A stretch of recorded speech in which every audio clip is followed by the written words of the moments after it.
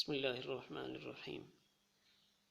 اس امت کو اللہ نے ایک شرف سے نوازا ہے کہ اس امت کے بہت سارے افراد شہادت کا رتبہ حاصل کرنے والے شمار ہوں گے، اور ان اسباب کو علماء امت نے جمع فرمایا تو ان کی تعداد 60 سے اوپر ہے۔ حقیقی شہید تو وہی ہے جو میدان جنگ میں کفار کے خلاف لڑتے ہوئے حالت ایمان میں اپنی جان کا نذرانہ پیش کرے۔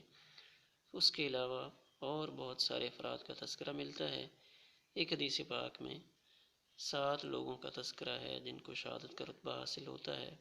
ان میں سے پہلے نمبر پہ طاعون کی بیماری میں اس دنیا سے جانے والا، دوسرے نمبر پہ پانی میں ڈوب کر اپنی جان دینے والا، تیسرے نمبر پہ ذات الجنب ایک بیماری ہے جس بیماری میں پسلیوں کے اندر زخم اور درد بن جاتا ہے، اور تیسرا پیٹ کی کوئی بھی بیماری ہو اس میں جان کا نذرانہ پیش کرنے والا، جیسے آج کل ہیپاٹائٹس وغیرہ، اور پیٹ کے دیگر امراض، اسہال، استسقاء کی بیماری، یہ بھی پیٹ کی بیماریوں میں شامل ہے۔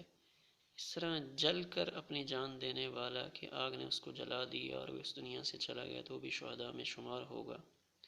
اس طرح چھت کے نیچے، دیوار کے نیچے آ کر اپنی جان دینے والا وہ بھی شہداء میں شمار ہوگا۔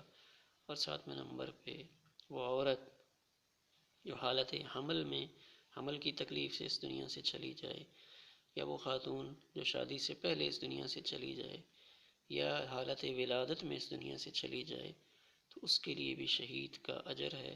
بقیہ افراد کا تذکرہ انشاءاللہ بعد میں کریں۔